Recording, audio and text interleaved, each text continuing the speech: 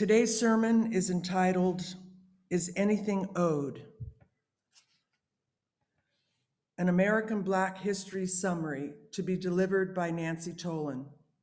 The sermon covers the following principles: the inherent worth and dignity of every person, the goal of world community with peace, liberty, and justice for all. Nancy Tholen joined this fellowship a year and a half ago. She was a member of the Fresno UU Church for more than 20 years before that. Early in her career, Nancy worked as a lawyer at Legal Services and then at the Central Valley Regional Center for the Developmentally Disabled. After a hiatus, she began practicing workers' compensation law in 2010. Nancy is married to Robert Wilkinson, and they have 2 grown children.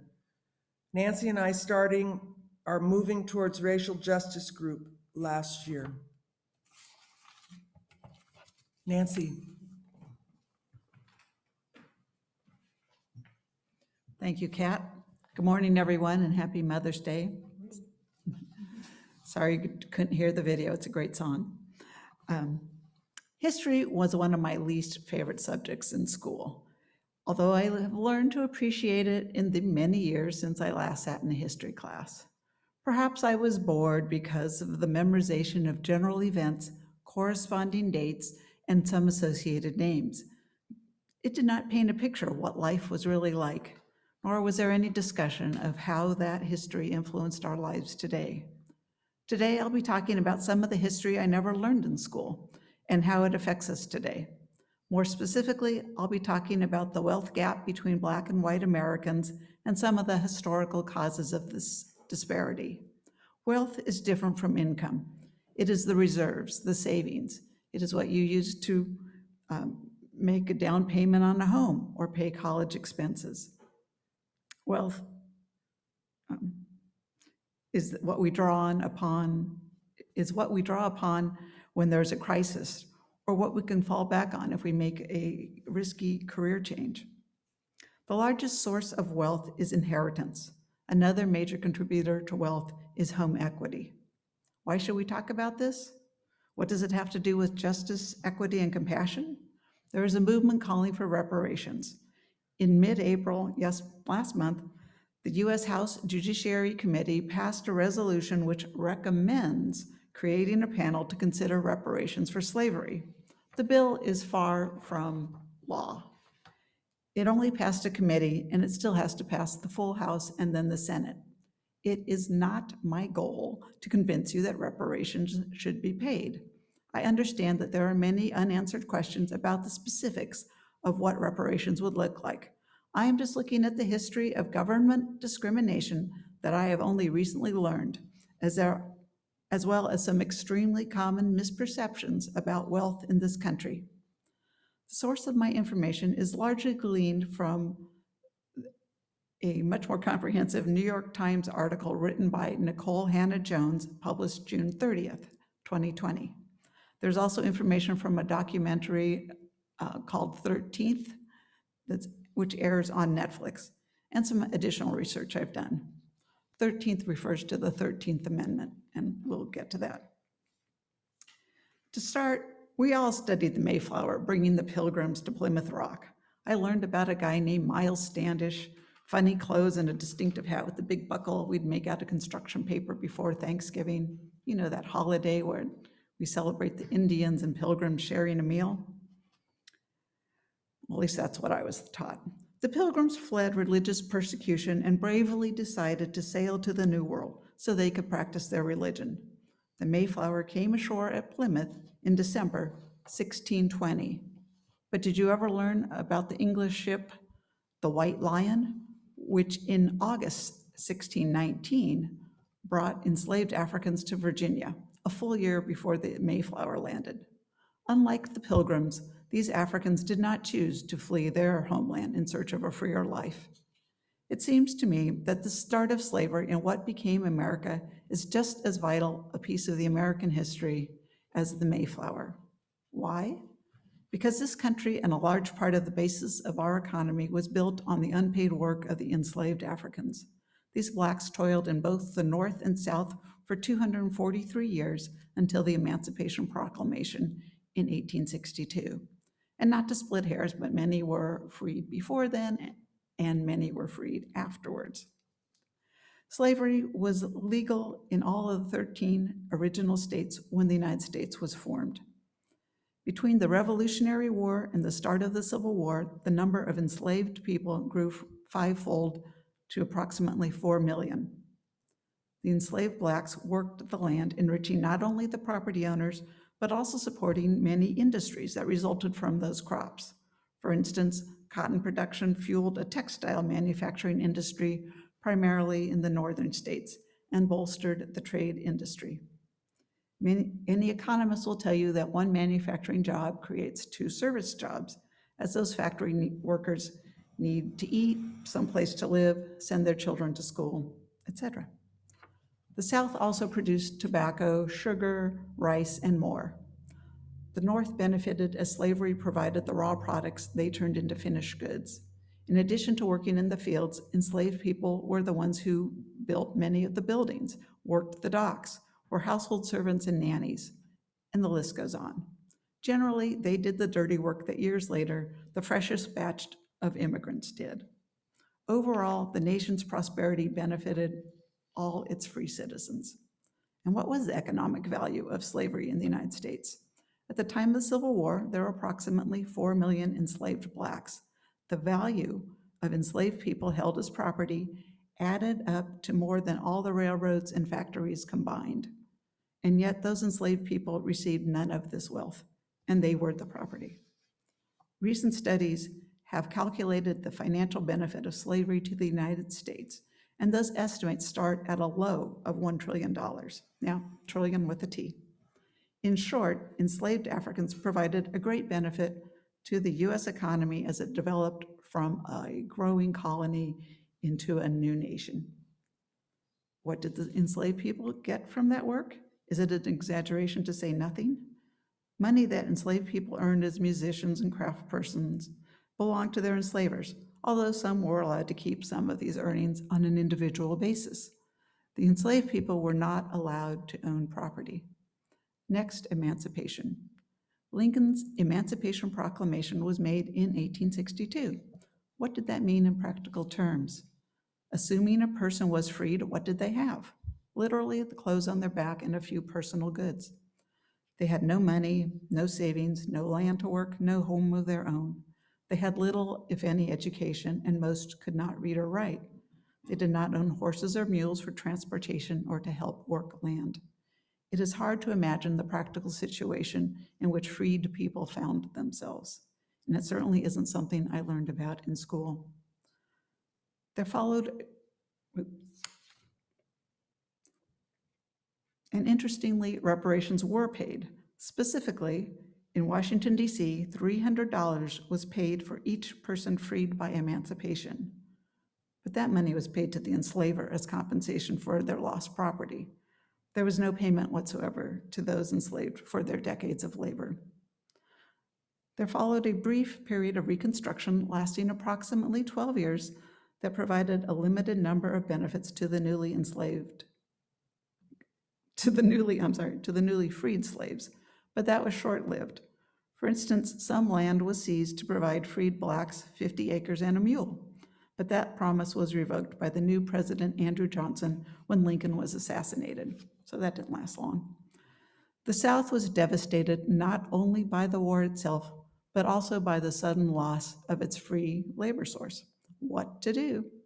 Almost immediately, and for the next 100 years, several groups of laws and policies were implemented which helped to keep Black people out of the nation's economic growth.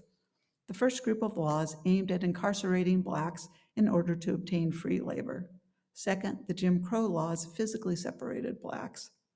Third, there was a large group of laws and policies that effectively excluded most Blacks while appearing to be non-discriminatory. I'll briefly address each category. Netflix airs a fascinating documentary called 13th that I highly recommend watching.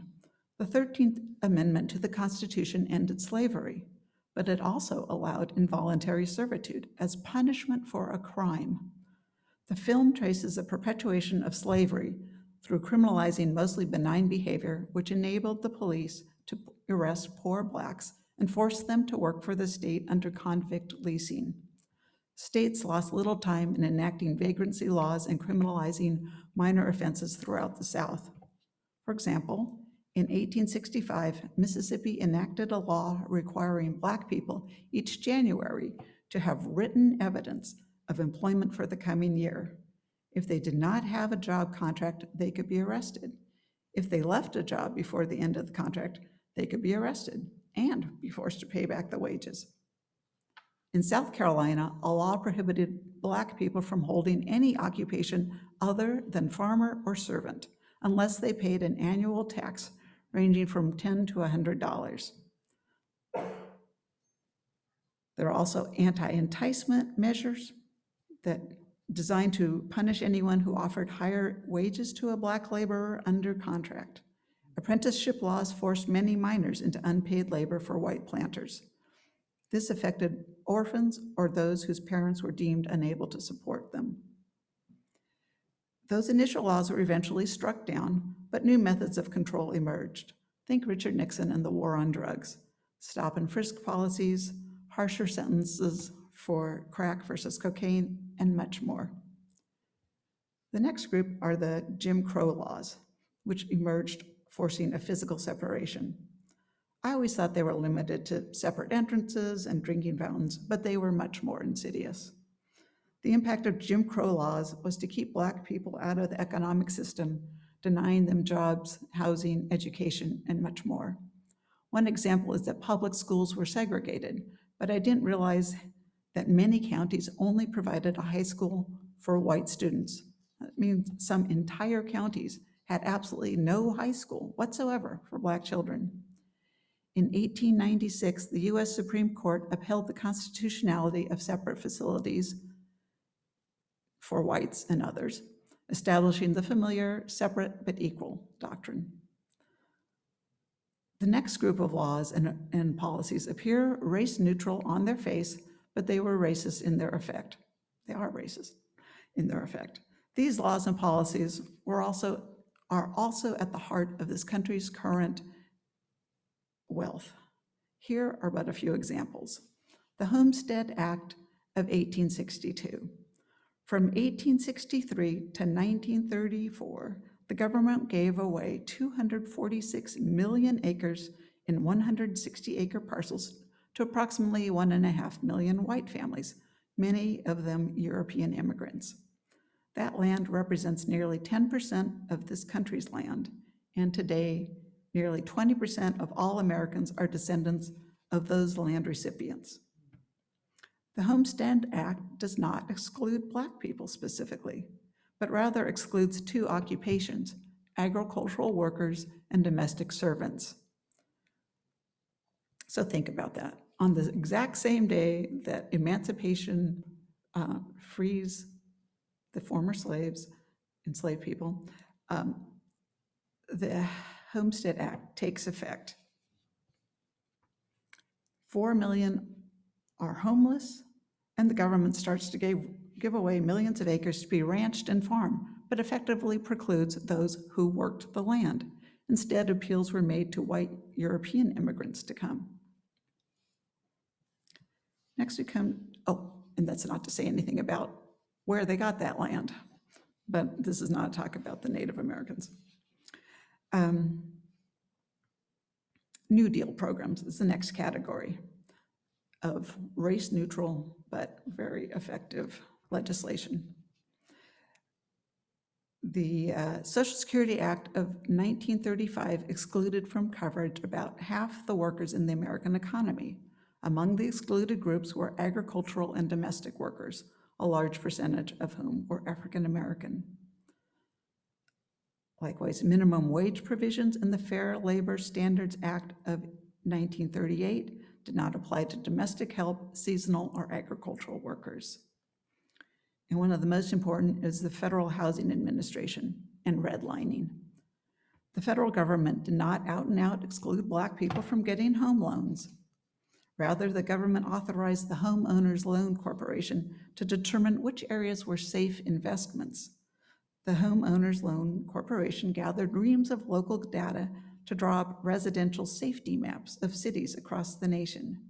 Neighborhoods were classified into one of four categories based on favorable and detrimental influences. Factors included, quote, threat of infiltration of foreign-born, Negro, or lower-grade population. A areas in green were considered the best.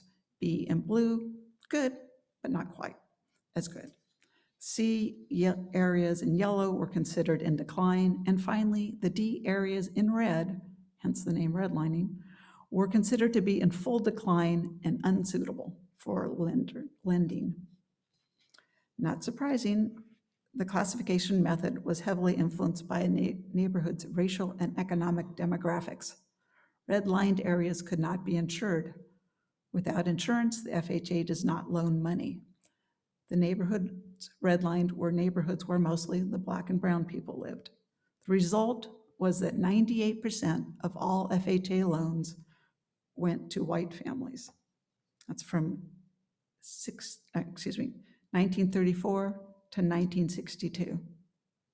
One reason this is particularly egregious is that so much of the American wealth grew out of the homes bought during those years.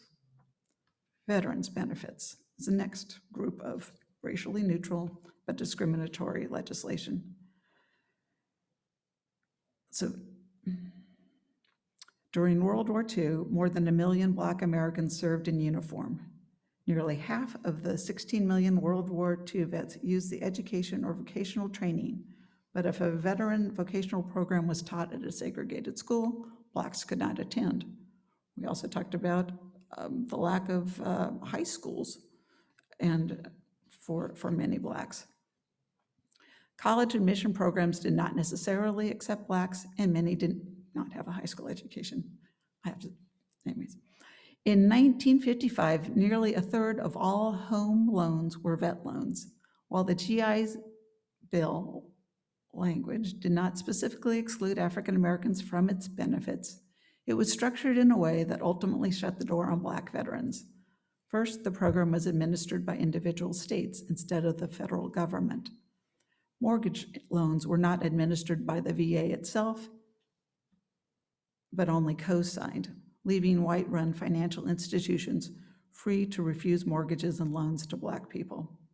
Redlining made buying a home impossible to buy in poorer neighborhoods.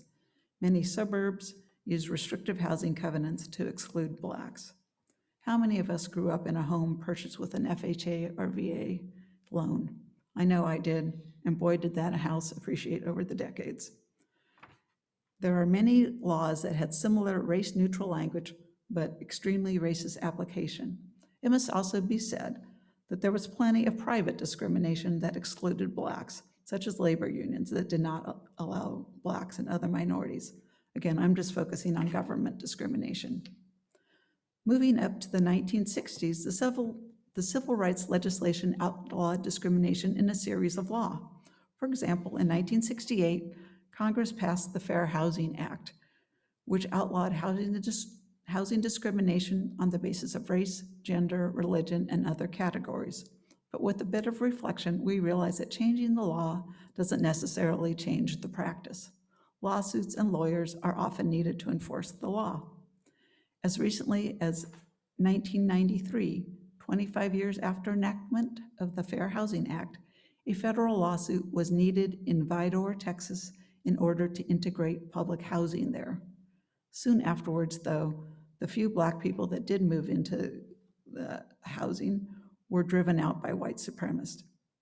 Recent statistics show the population of Vidor, Texas as 91% white and less than 0.5% Black. I think most of us remember the fight to integrate schools, and this is another example of lawsuits needed to force integration and busing. Nicole Hannah-Jones argues that wealth, or really the lack of wealth, is the defining feature of Black life in America since slavery ended. Wealth, the assets and investments minus debt, is the basis for getting and staying ahead in this country. Despite all the all the legislation of the 1960s and the general lack of conscious racism, the wealth gap today looks the same as it did in the 1950s. Today, the typical Black household is poorer than 80% of white households. A recent study found, quote, "No progress has been made over the past 70 years in reducing income and wealth inequalities between Black and white households."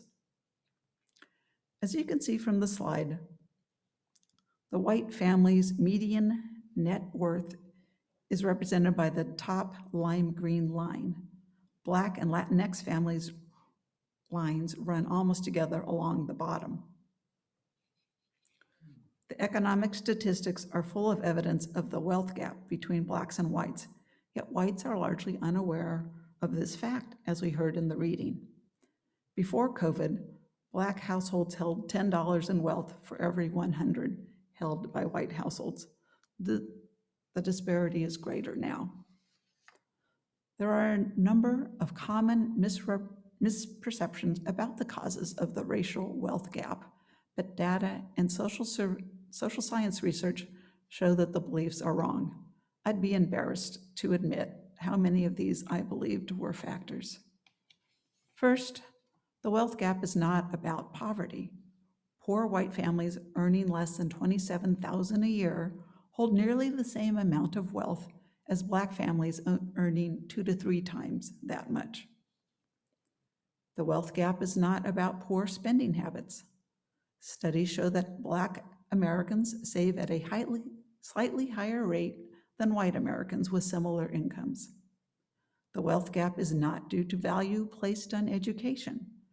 Controlling for various factors so that apples are compared to apples, Black parents provide more support for their children's college education than white parents do. Also, studies show that Black teens are actually more likely to go to college than similarly situated white youth. One of the most astounding facts is that college does not pay off for Black Americans the way it does for other groups. A Black college graduate is about as likely to be unemployed as white Americans with a high school diploma. It should come as no surprise that a Black college graduate holds less wealth than white Americans who dropped out of high school. The wealth gap is not simply a lack of home ownership. Although it is true that Black Americans have the lowest rates of home ownership in the nation, studies show that Blacks have to pay higher mortgage rates with equal creditworthiness. And additionally, homes in Black neighborhoods do not appreciate as much as those in white areas. A Duke University study notes that the ability to buy a home in the first place is seldom just the result of hard work and frugality, but rather parental and grandparental wealth is a major component in the purchase of a home. That means that white families who benefited from buying homes in the 40s and 50s due to FHA and veteran loans have a large head start in accumulating wealth.